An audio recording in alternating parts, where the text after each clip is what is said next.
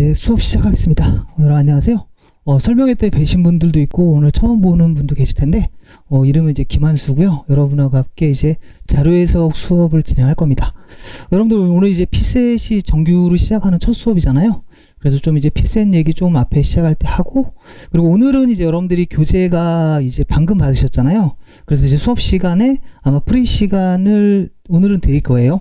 근데 이제 다음 시간부터는 이제 미리 이제 어디서부터 어디까지 좀 풀어오라라고 해가지고 이 수업 시간에는 가끔 제가 이렇게 오늘처럼 이렇게 추가 프린트가 나올 거예요. 그러니까 그 문제들은 수업 시간에 프리 시간을 따로 드리는데 교재에 있는 문제는 프리 시간을 따로 드리지 않습니다. 근데 이거는 서로 약속을 잘 지키셔야 되는 게, 제가 이런 수업들을 많이 해보면 여러분들은 믿겠습니다만 통상적으로 정말 50%를 넘지 않아요. 그 숙제를 미리 풀어오기로 했는데 안 풀어오시는 분들이. 그러다 보니까 어떤 단점이 있냐면, 제가 여기 와가지고 이제 다 풀어왔다는 전제로 이제 바로 수업을 하게 되면 안 풀어보신 분들은 효과가 확실하게 떨어지거든요. 그렇다고 해서 이제 누적이 돼요. 이제 안 풀어온 사람들이 더 많아지면 제가 또 이제 어쩔 수 없이 수업 시간에 풀이 시간을 짧게라도 드리겠죠. 그럼 이제 풀어온 사람들이 또 손해를 보겠죠. 그래서 이거는 약속으로 제가 처음부터 말씀드리는 거예요. 이제 오늘만 문제들 다 풀이 시간, 좀 쉬운 문제들은 한 1분 30초. 어차피 여러분들이 시험장에서 우리가 통상적으로 뭐 2분 20초니 이런 거 계산해도 어차피 쉬운 문제는 1분 30초 안에 풀어야 되는 거고, 어려운 문제는 뭐 3분 30초 뭐 이렇게 걸리는 거잖아요, 원래 시험이. 그래서 제가 쉬운 문제는 1분 30초 정도 드릴 거고, 어려운 문제는 3분까지도 드려서 이렇게 여러분들한테 첫날이니까 프리 시간을 드릴 겁니다. 아시겠죠, 무슨 말인지? 그래서 다음 시간부터는 아까 말씀드린 대로 제가 오늘 이제 끝날 때 페이지를 지정해 드리면 거기까지는 이렇게 풀어 오셔서 좀 했으면 해요. 자, 이유가 이제 제가 생각하는 이 PSAT라는 건 사실 이제 오늘은 첫날이기 때문에 이 프린트가 보충 문제가 좀 많이 나간 게 평상시에는 안 나가거나 별로 안 나갈 거예요. 자, 이게 나가는 이유가 뭐냐면, 사실 이제 여러분들이랑 저랑 수업을 하면서 어떤 용어가 통일이 돼야 되잖아요. 제가 여러분들한테 갑자기 이거는 무슨 타율 비교법이다, 자 이거는 상대수치 비교법이다, 뭐 이거는 부분소거법이다, 이런 말을 막 던지면 여러분들이 그걸 이제 모르고 시작을 하면 수업을 따라오기 힘드시잖아요. 그래서 오늘 첫날로 이제 오늘 아마 1교시나 뭐 잘하면 2교시까지 갈 수도 있는데, 이 분수 비교법 있죠. 비율을 계산하는 거에 대한 것들을 연습하는 문제들이에요. 그리고 이걸 통해 가지고 여러분들이랑 같이 용어, 근데 부담은 갖지 마세요. 부담 갖지 말라는 게 무슨 말이냐면, 자, 여러분들 중에서 오늘 수업을 한번 듣고 이거를 완벽하게 적용할 수 있는 사람이 있다면 그냥 원래 잘하는 사람이에요. 그런 사람들은 원래 잘하는 사람들이고, 제가 수업을 해보면 통상적으로는 보통 분들은 한 번에 이해가 힘드신 분들이 많아요. 그러니까 오늘은 그냥 저런 게 있구나, 저런 게 있구나. 대신에 이제 제가 이걸 첫날 하는 이유가, 앞으로 이제 우리가 문제를 풀면서 이것들을 구체적으로 어떻게 적용하는지를 같이 연습을 하는 거예요. 이해되시죠, 무슨 말인지? 그러니까 첫날 수업을 듣고 이 고민하지 마시라는 거예요. 제가 이제 지금도 이제 아마 이 황남기 카페에서 지금 강의가 이제 스터디로 이제 돌아가고 있는데, 거기 이렇게 이제 후기를 남긴 학생을 보면 이런 후기가 있어요. 분수비교법의 다양한 방법을 배워서 좋았는데 자기는 그게 너무 어렵고 어떤 문제에서 어떤 방법을 적용해야 될지 너무 힘들다고. 근데 제가 말씀드리는 게 그건 원래 힘든 겁니다. 근데 그 힘든 이유는 딱 하나예요. 못하기 때문이에요. 그 분수비교나 이런 거를 완벽하게 자기 거로 못 만들었기 때문에 문제가 나왔을 때 뭘 적용해야 될지 모르는 거거든요. 그러니까 여러분들이 어떤 수준이 우리의 목표냐면, 그냥 문제를 읽었을 때 자동으로 이 문제의 숫자를 봤을 때 이 방법을 써야겠구나, 이 방법을 써야겠다는 게 자동으로 보이는 거지, 내가 이 문제에서 이 방법을 써야겠다라고 고민을 하시면 시험 시간에 쓸 수가 없어요. 그래서 제가 이제 수업을 시작하면 말씀드리겠지만, 처음에 그래서 수리가 약하신 분들은 고민을 안 하시는 것도 괜찮아요. 뭐냐면 제가 이제 그 타율 비교법이라고 좀 이제 기계적인 방법을 알려드릴 텐데, 그냥 그 방법을 모든 문제에다 쓰셔도 돼요. 처음에는 계속 그렇게 반복해서 쓰시다 보면 나중에 가서 자연스럽게 그 방법에서 벗어나서 다른 방법으로 가거든요. 그리고 제가 그거를 강조드리는 이유가, 설명회 때도 이제 설명 좀 드렸는데, 그걸 드리는 이유가 뭐냐면, 그 방법을 반복하는 와중에 여러분들이 자연스럽게 자료 해석의 계산이 강해지실 거예요. 그러니까 조금 여유를 가지시고, 처음에 한 번에 이해를 안 된다고 해서, 그러니까 제가 이걸 강조드리는 이유가, 이게 이해가 안 되고 적용이 잘 안 되면 이 방법이 좀 자기랑 안 맞는다고 너무 쉽게 생각하시는 분들이 있거든요. 그런 생각하지 마시고 이게 그래 충분히 이제 검증이 돼서 이렇게 하는 거니까 좀 그 방법을 좀 써주셨으면 좋을 것 같아요. 자, 그리고 이제 여러분들이 이제 자료 해석은 실제 시험에서 사실 우리가 이제 자료 해석하고 상황 판단하고 언어 논리가 있잖아요. 근데 언어 논리는 사실은 어떻게 보면 제일 좀 그러니까 여러분들 입장에서 이제 수리가 약하신 분들은 수리적 감각이 내가 약하니까 수리 능력이 점수가 너무 안 올라라고 생각할 수 있겠지만 사실 언어 논리가 현재 여러분들 중에서 점수가 잘 나오시는 분이 있다면 그분들은 괜찮은 건데 만약에 자기가 언어 논리 점수가 잘 안 나오잖아요. 그럼 상당히 꾸준히 하셔야 됩니다. 언어는 원래 점수가 제일 안 오르는 과목이에요. 일단. 근데 문제는 이게 대부분 그냥 어느 정도 하시면 이게 뭐 우리 이제 고등학교 때 용어로 치면 이게 이제 비문학 주제다 보니까 좀 잘하시는 분들이 꽤 있어요. 그래서 이제 언어 논리에서는 실제 좀 제일 약하다고 하시는 분이 제일 적습니다. 제가 이렇게 보면 빈도는 제일 적어요. 그 피셋 3개 중에 뭐가 제일 싫어 그러면 언어 논리가 제일 약하다고 하는 사람은 적지만 본인이 약할 수 있잖아요. 그래서 처음에 이제 모의고사 같은 거 보시고 문제 풀 때 잘 안 된다 싶으면 꾸준히 많이 푸셔야 돼요. 언어 논리는 단기간에 절대 점수가 안 오릅니다. 대신에 그리고 이제 자료 해석하고 상판을 비교한다면 제가 봤을 때는 자료 해석은 제가 가르쳐서 그렇다고 이제 말을 할 수도 있겠지만 점수가 다 오르는 것 같아요. 왜냐면 공부를 꾸준히 하다 보면 정말 자료 해석은 나올 게 나옵니다. 표현들도 계속 반복되고 계속 똑같이 나오는데 상판은 그렇지 않아요. 이게 출제 범위도 상당히 좀 다양하고 그러니까 여러분들이 고등학교 때 경우의 수 문제 풀었던 기억나죠? 확률에서. 그 문제 사실 배웠지만 막상 시험장에 가서 세려고 하면 되게 어렵고 잘 안 세지는 경우가 많잖아요. 약간 그런 느낌이 있기 때문에 여러분들이 상판, 그러니까 자료 해석은 조금 어려우니까 나는 상판이랑 언어를 해서 점수 올려야겠다 이 생각보다는 자료 해석은 무조건 잡고 가셔야 된다고 생각하셔야 돼요. 왜냐하면 이건 원래 잘하는 사람들은 원래 잘할 것이고 원래 못했던 사람도 꾸준히 노력을 하면 자료 해석은 점수가 올라갑니다. 이거는 이 피셋뿐만 아니라 여러분들 NCS라고 들어봤죠? NCS에서도 이제 수리 능력은 처음에 접하는 사람들은 다 어렵다고 해요. 근데 처음에 문제 해결이나 이런 것들이 문제 해결이 약간 상판하고 이제 섞여 있는 거거든요. 수리랑. 문제 해결이 처음에 어렵다고 하는 분들보다 실수가 많고 그냥 좀 시간이 오래 걸려 이런 사람들 많은데 공부를 쭉 1년을 하고 나면 수리 능력은 생각보다 다 얘기를 해요. 야, 내가 열심히 해봤더니 수리 능력은 좀 되는 것 같아. 하지만 문제 해결은 1년을 했는데도 뭘 해야 될지 감이 없다 라고 말하는 분들이 많이 있거든요. 그러니까 여러분들이 어차피 피셋에서 상황 판단을 열심히 하셔야겠지만 제가 드릴 말씀은 자료 해석의 점수를 확보하는 걸 놓치지 마세요. 이거를 포기하고 상판에 주력하시면 실제 점수를 합산했을 때 이기기 어렵습니다. 이건 제가 이제 문제를 뭐 자료 해석 문제도 풀어보고 상판 문제도 많이 풀어봤잖아요. 그 제가 풀어봐도 자료 해석은 저도 항상 같은 패턴으로 문제를 푸는데 상판은 상당히 좀 유동성 있게 풀릴 수밖에 없어요. 문제 자체가 워낙에 다양하게 나오니까. 자, 그래서 그거를 위해서 이제 연습을 할 겁니다. 자, 그럼 처음에 이제 여러분들 프린트 받은 거 이제 진짜 공부 얘기 좀 들어갈게요. 자, 우리가 자 생각해 보세요. 지금 이 비율에 대한 거를 지금 먼저 하는 이유가 뭐냐면 자 생각해 보세요. 자료 해석 문제에서 절대적으로 정말 쉬운 문제를 몇 개, 그 다음에 또는 제가 이제 뭐 그런 것들은 아마 주제를 잡아서 따로 수업을 할 건데 어떤 주제가 있는 문제가 있어요.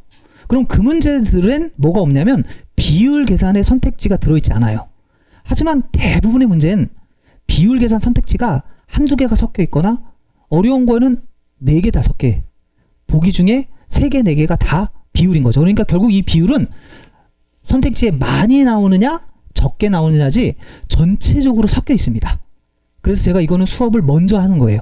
왜냐면 특정 문제 하나를 잡아가지고 그렇게 강의하기는 부적절해서. 그래서 여러분들이 받은 걸 보시면 OX 문제입니다. 제가 풀이 시간 들으면 OX로 이제 체크를 하시는 거예요. 우선 먼저 이제 여러분들 스스로 이제 어느 정도 되는지 체크를 하는 게 중요하니까 요 1번 문제, 자 1번을 한번 체크해 보세요. 1명당 생활용수 사용량은 매년 증가했다라고 나오잖아요. 한번 체크해 보십시오. 자, 같이 한번 보겠습니다. 참입니까? 거짓입니까? 거짓이죠. 거짓이에요. 거짓. 자, 거짓인데, 자, 우선 이제 제가 이제 설명을 시작할게요. 자, 우선 여러분들이 자료 해석을 잘 하시려면 시험에 나오는 용어들을 시험 시간에 생각을 하면 안 되겠죠. 그래서 표현을 우선 익숙해져야 됩니다. 그래서 첫 번째 여기 1명당 생활용수라고 나와 있죠. 그러니까 이게 바로 뭐냐면 A당 B예요. 그럼 여러분들이 가장 많이 들었던 A당 B는 뭐가 있죠? 우리 1인당 국민소득 이런 표현 들어봤죠. 그러니까 요거는 두 가지예요. 의미가 하나는 평균의 의미입니다. 평균. 그러니까 A당 B다 그러면 평균의 의미예요. 평균. 우리 1인당 국민소득이 평균이잖아요. 평균. 그러니까 첫 번째는 평균의 의미로 이 자료해석 시험에서 물어봅니다. 자, 그리고 두 번째는 결국 평균이지만 분수 비교로 가는 거죠. 이렇게 A분의 B로 간다. 두 가지로 생각을 하셔야 돼요. 자, 그러니까 A당 B다 그러면 A분의 B입니다. 그러니까 결국 분모로 A가 가는 거죠. 그럼 문제에서 지금 1명당 생활용수니까 자, 1명이죠. 분모가. 그러니까 사람수. 이 공식이 나와 있지 않더라도 알아야 된다는 얘기예요. 제가 지금 공식이 써 있죠. 여기 보면 1명당 생활용수는 사용인구분의 생활용수 총 사용량이라고 나오잖아요. 근데 시험을 조금 더 빨리 푸시려면 저걸 안 읽고도 용어를 읽자마자 1명당 생활용수? 그럼 1명이 A니까 밑에는 사람 수가 들어가고 위에는 생활용수니까 생활용수 사용량이 들어가겠구나라는 게 떠올라 주셔야지 조금 더 빠르고 실수가 적다는 얘기예요. 아시겠죠? 왜냐면 우리가 읽는 거는 어떤 자료를 읽을 때는 실수가 나올 수 있어요.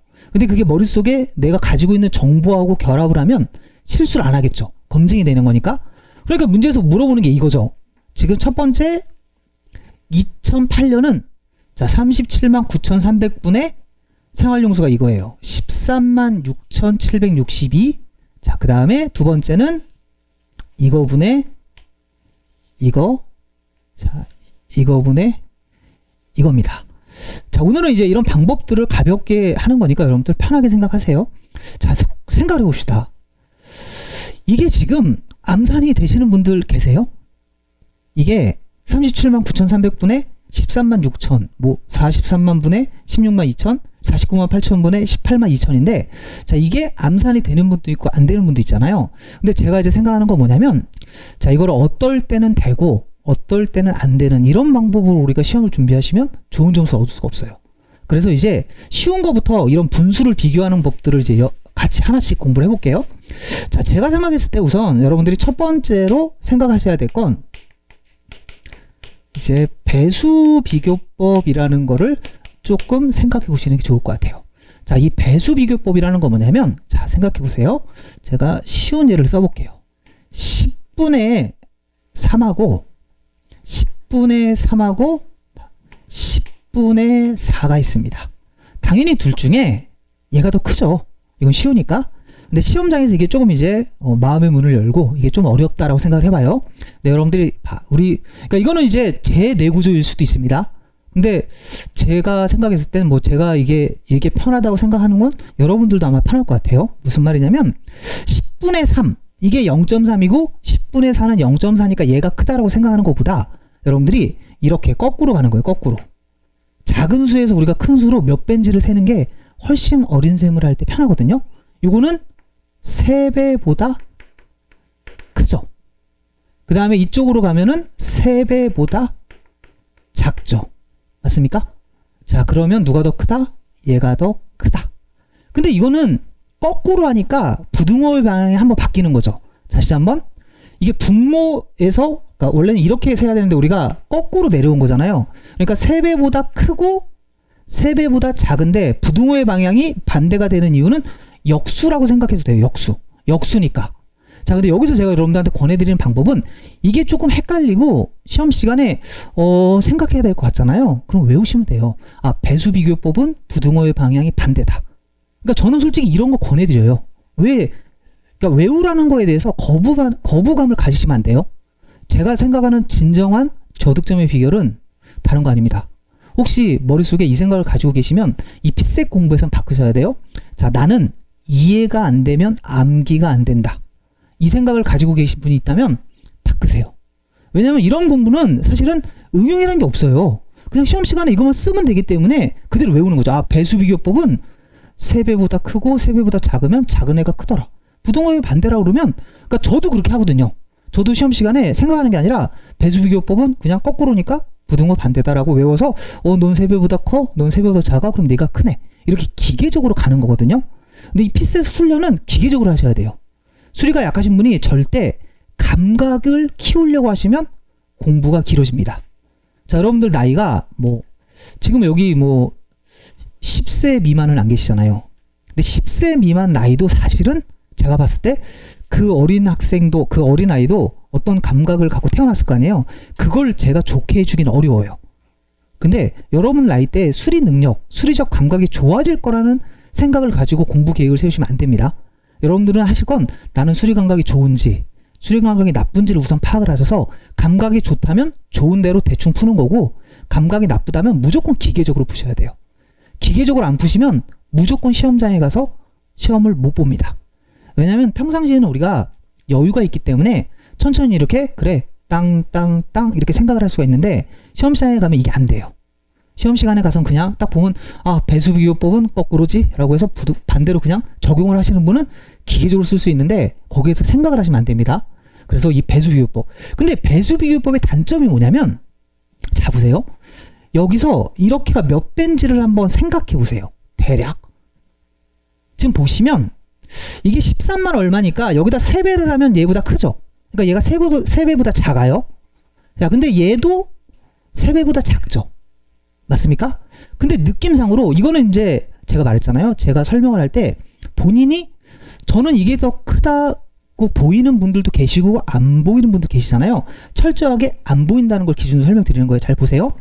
여기도 3배보다 작고 얘도 3배보다 작고 얘도 3배보다 작죠. 왜냐면 이거 3배 하면 54만이니까. 그죠? 셋 다 3배보다 작아요. 자, 근데 얘 2배 하면 얘는 2배보다 크고 얘도 2배보다 크고 얘도 2배보다 크죠.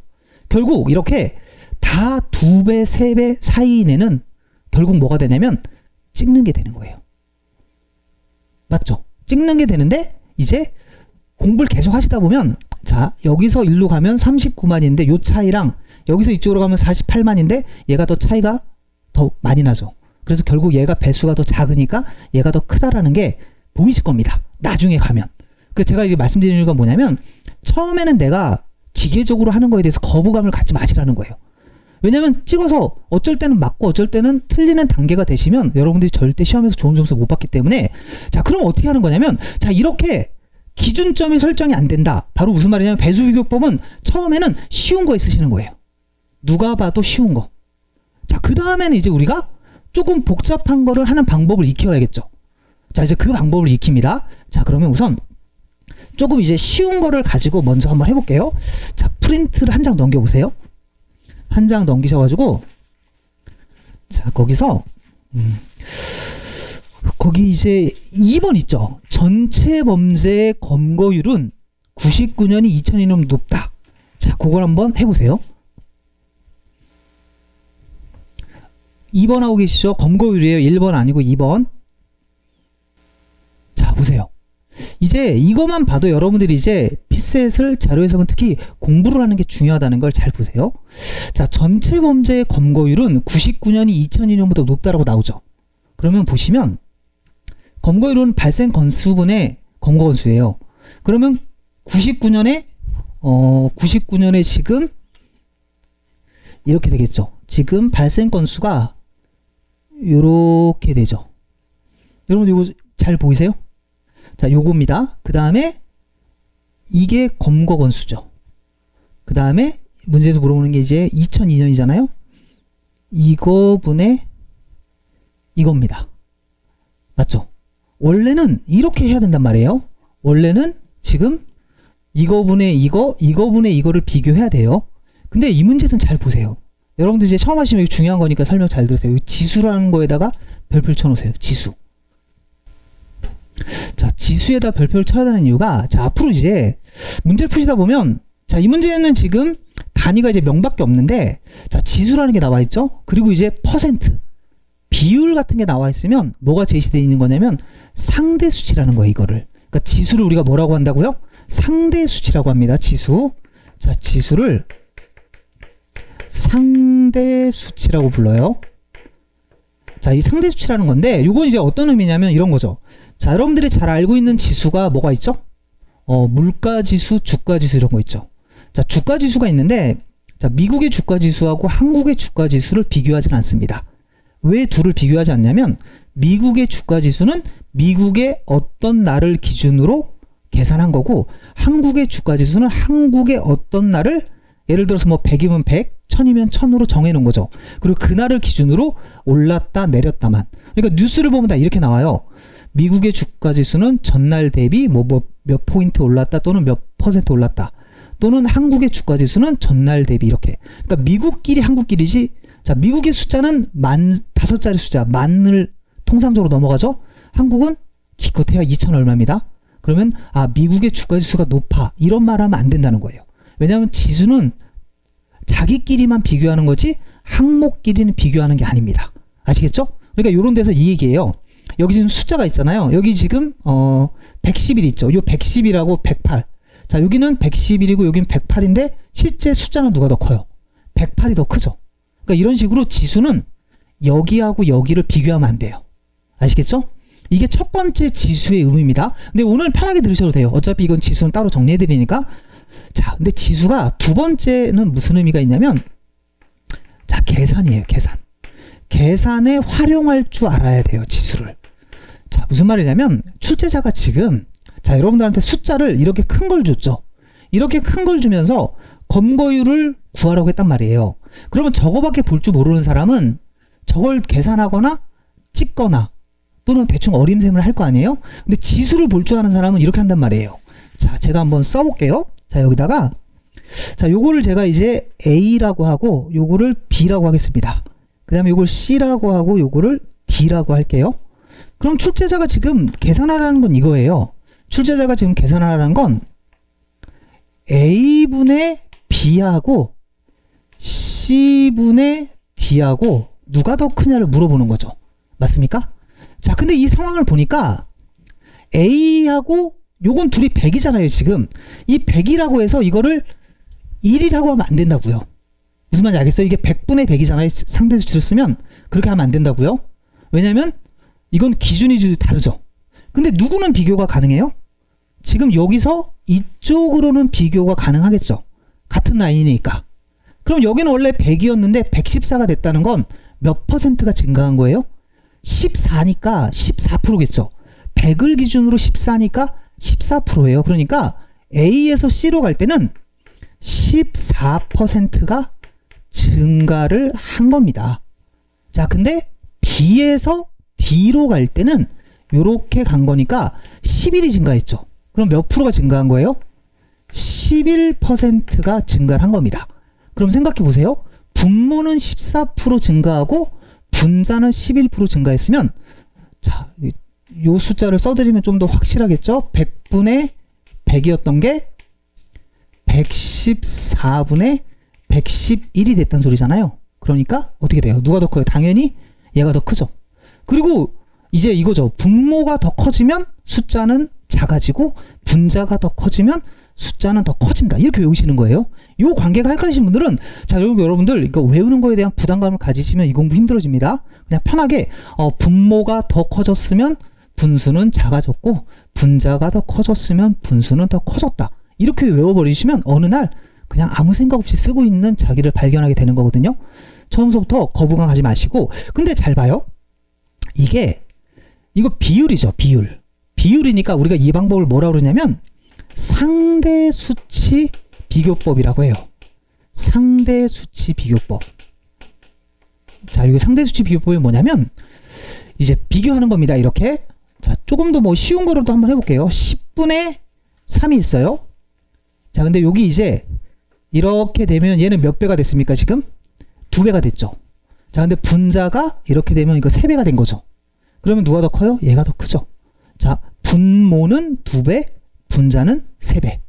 그러니까 숫자가 커지면 몇 배로 나올 수도 있고 조금 늘어나면 이렇게 퍼센트로 나올 수도 있겠죠. 일단 중요한 건, 자, 뭘 비교한 거다?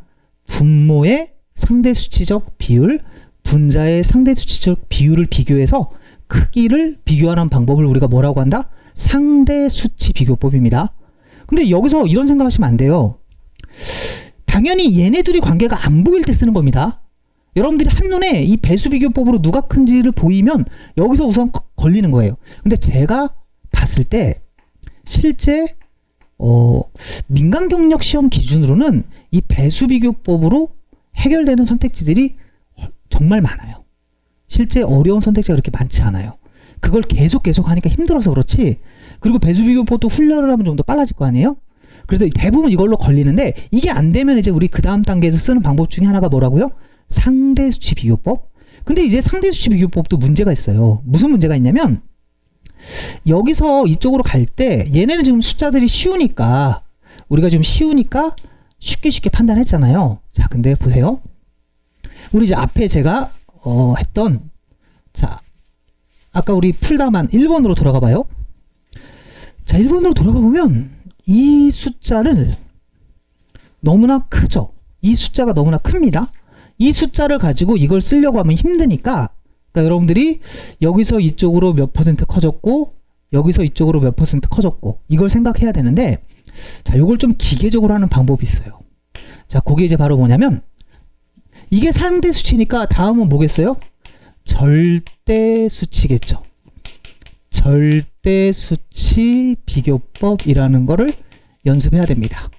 요걸 제가 이제 다른 이름으로 뭐라고 그러냐면 타율 비교법이라고 불러요. 자, 그럼 요건 제가 이제 숫자를 한번 좀 써볼게요. 자, 여러분들 한번 생각해 보세요. 363분의 178이 있습니다.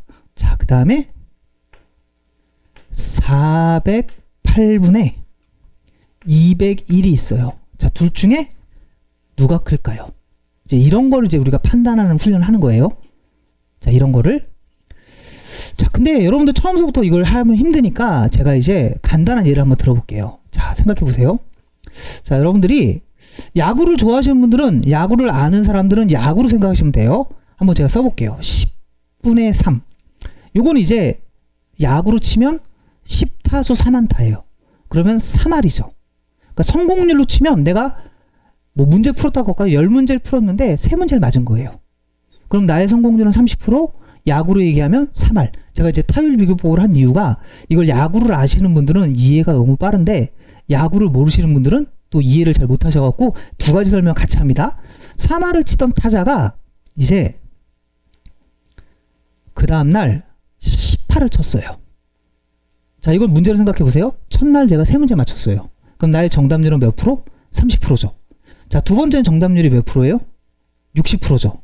그러면 계산하지 않더라도 첫날보다 이날의 정답률은 올라갔을까요? 안 올라갔을까요? 올라갔겠죠? 다시 한번, 제가 첫날 시험을 봤어요. 나의 정답률은 몇 프로? 30%예요. 근데 내가 둘째 날 정답률이 60%예요. 그러면 계산하지 않더라도 나는 평균적으로 첫째 날보다 정답률이 올라갔을까, 안 올라갔어요? 올라갔다는 거죠. 야구로 치면 잘 봐요. 3할을 치던 타자가 오늘 6할을 쳤대요. 그럼 우리 타율 계산하지 않아도, 아, 넌 타율이 올라갔겠구나 라고 생각할 수 있겠죠? 거꾸로 3할을 치던 타자가 1할을 치면 당연히 타율은 떨어졌겠죠. 자, 그래서 이걸 어떻게 쓰는 거냐면, 자, 보세요. 실제 시험 상황 이렇게 나오는 거예요. 10타수 3안타하고 20타수 9안타가 나오는 겁니다. 이렇게 나온 다음에 여러분들이, 자, 절대수치 비교법인 이유가, 자, 여기는 우리가 이렇게 2배라고 했는데 이건 빼는 거예요. 여기서 이거 빼면 얼마예요? 10이죠. 자, 여기서 이거 빼면 얼마예요? 6이죠. 그리고 요거 두 개를 비교하는 거예요. 그러면 얘가 더 크죠. 그러면 전체적으로 얘가 더 크다. 그래서 3할을 치던 타자가 6할을 치면 타율은 올라갔다. 자, 내 정답률이 30%였는데 오늘 60%를 맞췄으면 나의 정답률은 올라갔다. 그러니까 이렇게 생각하는 거예요. 내가 가지고 있던 비율이 있었는데 여기다 새로운 비율을 더한 게, 기존 비율보다 큰 걸 더해주면 비율은 더 올라가는 거고, 내가 가지고 있던 비율보다 새롭게 더한 비율이 더 낮으면 비율은 내려간다예요. 그래서 이걸 뭐라고 한다고요? 타율 비교법이거든요. 그리고 이거 이제 좀 편하시게 제가 공식을 좀 써드릴게요. 이거 근데 사실 생각보다 이해를 못하시는 분들이 많아서 제 나름으로는 되게 고민인 방법이에요. 왜 그러냐면, 이게 이 수험생들 입장에서 이 방법을 설명을 듣고 바로 이해를 해야 자기가 이렇게 쓰고 싶은 마음이 드는데, 이제 많은 이제 제가 뭐 대학교 가서 특강도 해보고 학원에서도 해봐도 이걸 처음에 이해를 못하니까 되게 스트레스를 받거든요. 근데 제가 아까 말씀드렸잖아요. 이해가 되신 거면 좋은 거고 안 되셨으면 신경 쓰지 마시고 그냥 이렇게 기계적으로 쓰자는 거예요. 그냥.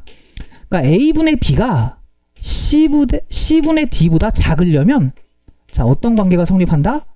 A분의 B는 그대로 두고 자, 이렇게 C-A분의 D-B 요 관계가 성립을 해야 된다는 거예요. 자, 그 다음에 반대겠죠. 이렇게 해서 요 관계가 성립을 하려면 요게 성립을 한다. 그래서 이걸 기계적으로. 근데 저는 이걸 진짜 강조하는 이유가 정말 여러분들 중에서 수리가 약하셔가지고 아, 나 자료 해석이 너무 힘들어. 계산이 너무 느려 하신 분들은 그냥 이거만 우리 교재에 이제 비율 비교가 맨날 나오잖아요. 그러니까 이렇게 생각하시는 거예요. 처음에 비율 비교 문제네? 그럼 나 뭘 쓸까를 고민하지 마시고 그냥 이걸 쓰세요. 무조건. 이걸 쓰면 자 보세요. 첫 번째 제가 생각하는 자료 해석의 가장 중요한 건 뺄셈입니다. 뺄셈을 잘하는 사람이 자료 해석을 잘해요. 그래서 제가 나중에 아마 요 수업에 이제 뭐 한두 시간 더 하고 나서 뺄셈을 같이 공부할 거예요. 우리가 이렇게 이제 그죠? 여러분들 되게 너무 오래간만에 뺄셈 연습하시겠죠? 여러분 어렸을 때 했던 뺄셈 연습. 근데 그때는 우리 숫자가 작았지만 우리 이제 뭐 해야 되냐면 6자리에서 6자리 빼기, 5자리에서 5자리 빼기 이런 거를 처음에는 항상 이렇게 생각하세요. 처음서부터 그냥 어림셈으로 대충 이렇게 빼는 연습 하시는 분들이 있거든요. 그리고 이제 사실 뭐 앞에 2개만 잘라갖고 하고 그거 편하죠. 확실히 편합니다. 하지만 그거는 사실 실력이 느는 측면은 아니에요. 실력을 늘고 시험 시간에 무조건 잘하려면 처음에는 힘들고 귀찮아도 6자리에서 6자리를 정해진 방법으로 천천히 그냥 정확하게 빼는 연습을 계속 하셔야 돼요. 그렇게 계속 하시다 보면 그냥 정확하게 빼는 사람도 있고 그때 가서 어림셈으로 빼도 절대 안 틀려요. 정확하게 그러니까 예를 들어서 3초 걸려서 정확하게 뺄 수 있다면 1초면은 어림셈으로 대충 얼마네가 나와요. 근데 그게 제일 중요해요. 자료 해석은 무조건 뺄셈입니다.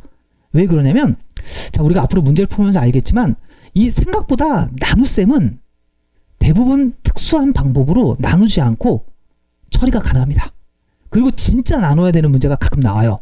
그런 애는 우리 건너뛰는 거예요. 이 자료 해석에서 진짜 나누는 문제가 나오면 건너뛰면 되거든요.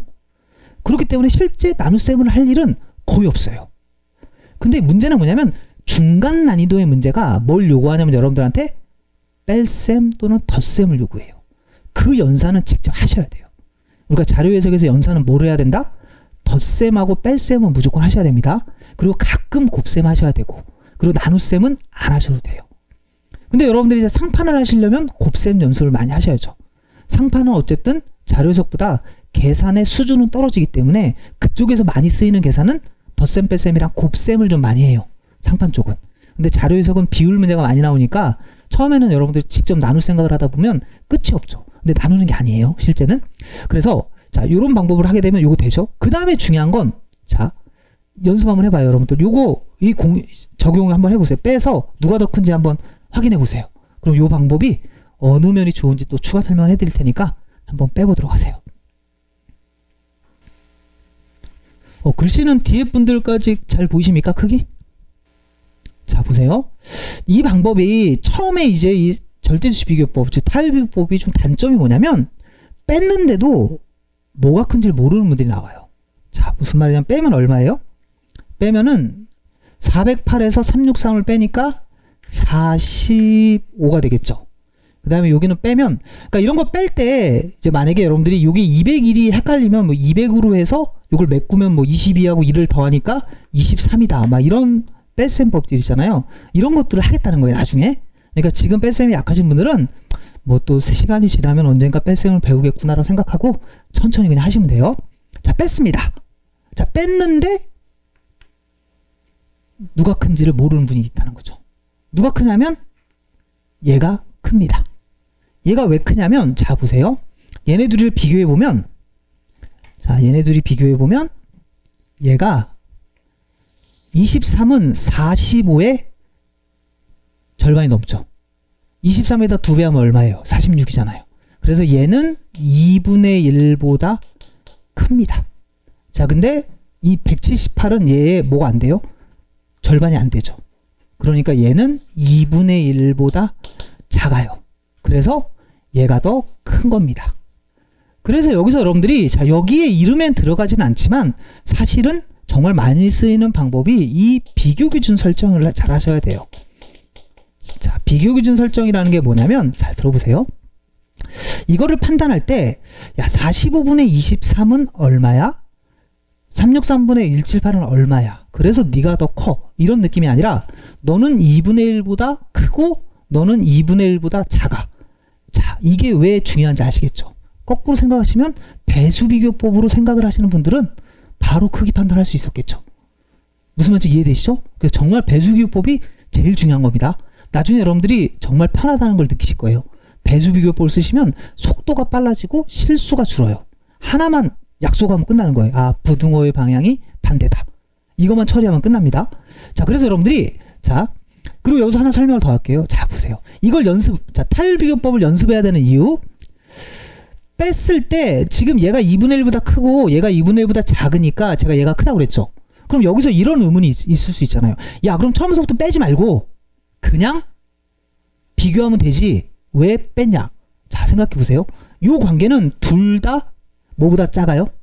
2분의 1보다 작죠. 둘 다. 얘네들의 차이는 정말 적어요. 얘네가 아마 0.002 정도밖에 차이 안 나요. 그러니까 49. 그 뒤에 가서 이제 자료가 좀 다르거든요. 그러니까 차이가 진짜 작은 애들인데, 자, 처음에 어떻다고요? 녹색인 상태에서 뭐가 안 보인다? 비교 기준이 안 보인다. 근데 이렇게 빼는 순간 뭐가 커진다? 오차가 커지면서 뭐가 보인다? 비교 기준이 보인다. 이거예요. 자, 그럼 제가 여러분들한테 자, 보세요. 이 타율비법을 설명하면서 뭘 강조했냐면, 자, 자료 해석에서 중요한 게 뭐라고? 뺄셈이다 라고 얘기했죠. 근데 여러분들 붙들고, 자, 여러분들 집에 가서 뺄셈 연습하세요. 그러면 안 합니다. 안 해요. 그리고 제가 여러분들 숫자 놓고 둘 중에 누가 큰지 이렇게 째려보라고 하면 아무도 안 해요. 근데 제가 그래도 뭐 그럴싸한 이름 하나 붙여드리면서 앞으로 비율 문제가 나오면 아무 생각 없이 이거 쓰세요 그러면 그냥 뭔가 공부하는 느낌이 나시잖아요. 그냥 하시면 되는 거예요. 그냥 타율비법을 그냥 아무 생각 없이 그냥 비율 계산 나올 때마다 그냥 계속 하세요. 그러면 자연스럽게 뺄셈도 빨라지고 비교 기준 설정도 빨라지고. 아시겠죠? 무슨 말인지? 그러면서 나중에 이제 이 다음 단계로 가는 이제 부분소거법을 배워야 되는데 그것까지 훈련이 다 되는 거거든요. 그래서 제가 이제 지금 말씀드렸어요. 개인적으로 가장 권해드리는 방법은 이겁니다. 하지만 제가 시험을 볼 때는 이거를 생각보다 제가 문제를 풀 때 거의 쓰진 않아요. 저는. 이유는 이게 나빠서 이런 것보다 저거를 쓸 필요가 없어요. 저는 어차피 그 전에 답이 보이니까. 그러니까 여러분들도 처음에는 이걸 맨날 쓰지만 이걸 훈련하다 보면 자연스럽게 숫자들이라든가 이런 것들에 대한 이제 계산력이 좋아지면서 나중에는 자연스럽게 안 쓰게 되실 거예요. 아시겠죠? 무슨 말인지? 근데 이 과정을 조금 밟아주셔야 돼요. 그러니까 제가 제일 답답한 게 진짜 막 특히 뭐 대학교 같은 데는 이제 막 6시간짜리 뭐 12시간짜리 짧은 특강만 하고 오잖아요. 그럼 거기서는 이제 이런 뭐 자세한 설명보다는 이런 방법들을 나열해서 던져주고 온단 말이에요. 그럼 이제 학생들이나 수험생들이 제일 많이 질문하는 게 뭐냐면 이 언제 이걸 쓰냐? 제일 많이 물어보는 거예요. 여러분들 아마 자료 해석 잘 하려면 자, 설명해 오신 분들은 아시겠지만 뭐가 제일 중요하다고 그랬죠? 가중평균 기억나시죠? 가중평균 설명하고 나면 99.9% 다 뭐 물어보냐면 어떤 문제에선 가중평균을 쓰고 어떤 문제에선 그냥 계산하는지 물어보거든요. 근데 그거는 제 기준으로는 답은 없습니다. 그러니까 유형을 제가 알려드리면서 자, 어떤 유형에서 여러분들 가중평균 쓰시고 어떤 유형에서 못 씁니다. 이건 없어요. 왜냐면 가중평균을 잘하게 되면 문제가 알아서 손을 듭니다. 문제를 보는 순간 그냥 보이는 거예요. 비가. 그러니까 여러분들이 이런 방법들도 완전히 숙달을 하시면 나중에 뭐가 써야 될지가 한눈에 보이는데 그 숙달의 과정들이 너무 힘들다 보니까 자꾸 빨리 가고 싶은 마음에 어떤 문제에서는 요걸 써야 되고 요걸 이 생각을 하다 보면 공부가 하기 싫어져요. 그래서 제가 오히려 길을 알려드리는 거예요. 그냥 아무 생각 없이 이거 써도 돼요. 이것만 계속 쓰시다 보면 스스로 이 생각이 들 거예요. 내가 이 짓을 왜 하고 있지? 그냥 보이는데? 라는 단계가 자연스럽게 올 겁니다. 아시겠죠? 무슨 말인지? 그래서 지금 세 가지 방법이에요. 처음에 배수비교법, 그 다음에 상대수치비교법, 절대수치 수치 비교법에 중간에 이건 제가 이제 비교 기준 설정은 모든 방법에서 쓰는 거니까 따로 번호는 빼진 않아요. 근데 생각을 바꾸세요. 이제 아까 말했죠? 너는 얼마고 너는 얼마고가 아니라 항상 눈으로 너는 얼마보다 크고 너는 얼마보다 작다. 이 기준 있죠. 그걸 가르는 기준. 그걸 자꾸 보려고 연습을 하셔야 돼요. 그러면 이제 숫자들이 다르게 보일 겁니다. 근데 그 모든 거의 기본이 배수 비교배예요. 제가 항상 일본에서 선 이유가 있겠죠. 이거는 자잘하게 모든 수치 판단의 기준을 나눗셈으로 하지 말고 무조건 작은 수에서 큰 수로 가는 거예요. 그러니까 방향을 생각하지 말라는 거예요. 출제자가 분모가 큰 걸로 물어보든 분자가 큰 걸로 물어보든 우리는 무조건 언제나 작은 거에서 큰 거로 몇 배인지 그렇게 하면 훨씬 더 잘 보입니다. 아시겠죠? 자, 지금 현재 3개 했어요. 3개. 자, 그러면 이제 여러분들이 이 문제에다 적용을 하려고 하면 자, 연습을 해봐야 되잖아요. 자, 여기서 이제 약간의 서로의 이제 약간 느슨한 약속을 해요. 느슨한 약속이 뭐냐면 인간적으로 너무 크잖아요. 이 6자리가 379300인데 너무 크죠. 제가 그래서 문제들을 지금까지 쭉 풀면서 자, 여러분들의 인생에 전혀 해가 되지 않는 범위가 어디일까? 왜냐면 이걸 우리가 지울 거란 말이에요. 줄여서 계산할 건데 제가 정확하게 말씀드릴 수 있는 건 6자리 숫자에서 뒤에 3개를 지우는 건 여러분 인생에 전혀 하자가 안 생길 거예요. 그러니까 99.9% 부등호의 방향이 안 바뀐다는 거예요. 아시겠죠? 여기서 근데 거꾸로 자, 6개 중에 4개를 지우면 여러분의 인생이 바뀔 수도 있습니다. 대신에 편하겠죠? 그 다음에 4자리에서 2자리 지우는 것도 힘들 수도 있어요. 그러니까 기본적으로 4자리도 3개를 가져가세요. 5자리도 3개를 가져가세요. 처음엔. 근데 이게 조금 늘다 보면 제가 여러분들한테 이제 우리는 그리고 이제 긴 호흡으로 공부를 할 거잖아요. 그리고 여러분들 뭐 지금 아시겠지만 이 피셋 공부는 지금 여러분들이 이제 여러분들이 치르는 시험에서 이 피셋을 그냥 가지고 간다는 개념으로 생각하셔야 되지 뭐 특정 기간에 짧게 해서 끝나겠다 이런 생각을 하시면 안 돼요. 여러분들은 어차피 전공 공부하고 이걸 그냥 병행으로 꾸준히 끌고 가야지 2가지를 다 잡을 수 있는 거지 뭐 단기에 되는 이런 게 또 아니잖아요. 그러니까 끌고 가는데 그래서 제가 천천히 설명을 드리는 거니까 그냥 천천히 이걸 연습을 해서 내 거를 만든다 이런 개념으로 가셔야 합니다. 자, 그러면 그러니까 저거를 처음에는 이제 이렇게 하자는 거예요. 379분의 자, 얼마라고 쓰면 돼요? 137이라고 쓰면 되겠죠. 반올림 해야 되니까. 자, 그 다음에 두 번째 거는 얼마라고 쓰면 됩니까? 430이라고 쓰면 되겠죠? 자, 그럼 위에 건 얼마예요? 163이 되겠죠. 이렇게 쓰란 얘기예요. 근데 이제 이걸 계속 하다 보면 나중에 요령이 생겨요. 무슨 요령이 생기냐면 6개 중에 내가 3개를 했는데 만약에 4개 중에 2개를 빼고 싶을 수도 있고 하나를 뺄 수도 있잖아요. 그건 뭐가 기준을 정하냐면요. 시험 시간에 그냥 빠른 건 뭡니까? 4개 중에 2개 지우면 빠르죠. 2개를 일단 지우세요. 그 다음에 일단 빼보세요. 뺀 다음에 얘하고 얘의 오차가 크면 그게 오류가 날 가능성이 없는 거예요. 근데 이 뺀 애들의 오차가 적다. 그러면 오류가 생길 가능성이 생겨요. 지금 이 말을 못 알아두셔도 돼요. 왜냐하면 우린 처음에는 그냥 무조건 3개를 무조건 잡고 갈 거잖아요. 자, 4개일 때도 3개, 5개일 때도 3개, 6개일 때도 3개 잡고 갈 겁니다. 근데 나중에는 여러분들이 자연스럽게 그리고 당연히 제가 수업 시간에 여러분들이 하는 게 뭐냐면 이 교재를 풀면서 그 문제가 나왔을 때 그걸 설명을 드리겠죠. 자, 여기선 통상적으로 이렇게 4개 중에 3개를 잡고 가면 안전한데 자, 여기선 2개를 잡아도 부등호가 안 바뀔 겁니다 하면서 이유를 설명드릴 거예요. 그 이유가 뭐냐면 자, 지금 이제 설명을 드릴게요. 이거예요. 오차예요. 이렇게 빼내 얘네 둘 중에 지금 얘네 둘은 보시면 살짝 크잖아요. 그죠? 이런 거에서는 여러분들이 너무 많이 줄이면 안 된다는 얘기예요. 근데 뺀 애들의 오차가 엄청 크다. 그러면 더 줄여도 바뀔 가능성이 더 낮다는 얘기예요. 자, 이거 한번 빼보세요. 얼마입니까 이건? 자, 같이 빼볼게요. 바로 430에서 379 빼면 얼마입니까? 뺄셈 잘 하셔야 돼요. 51이죠. 자, 51이고 위에는 26이죠. 자, 벌써 보이죠? 자, 이거 제가 숫자를 조작한 게 아니에요. 다 이거 기출문제에 있는 숫자잖아요. 기출문제에 있는 숫자입니다. 다. 출제자들도 다 고려를 하고 있다는 얘기예요. 이렇게. 자, 비교해보면 얘는 2분의 1이 넘고 얘는 2분의 1이 안 되죠. 그러니까 이게 더 크니까 이렇게 되는 거죠. 아시겠죠? 무슨 말인지? 자, 그래서 지금 정리를 합니다. 처음에 자, 배수비교법, 상대주식 비교법, 절대주식 비교법을 했고, 자, 이제 그 다음에 우리가 할 게 이제 뭐냐면,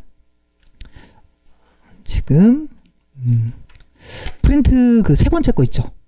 자, 세 번째 거를 펼치시면, 근데 지금 시간이 지금 거의 50분이 다 됐으니까, 10분 정도 쉬었다가 8시에 요 세 번째 프린트로 시작을 할게요.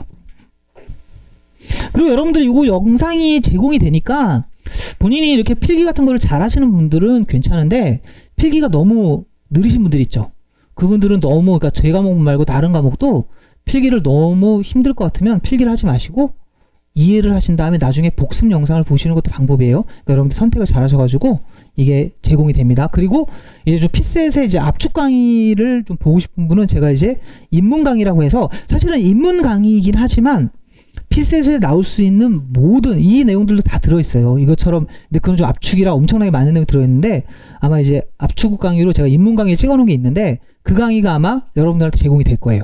그 10일짜리로 이제 자료에서 이제 그 상황 판단, 언어를 다 찍어놓은 거니까, 자, 그것도 나중에 이제 참고해서 이제 괜찮은 강의니까, 나중에 이제 이게 풀패스 정상으로 돌아가면 아마 학원 측에서 안내가 갈 거예요. 그러니까 요 강의도 녹화가 돼서 여러분들한테 제공이 되는 거고, 그 다음에 그 강의도 제공이 되니까 수업 시간에 조금 이제 이런 것들 하면 뭐 필기만 하시다가 설명 안 드시는 분들이 있어서 설명 드리는 거예요. 아시겠죠? 무슨 말인지? 자, 그럼 쉬었다가 8시에 시작하겠습니다.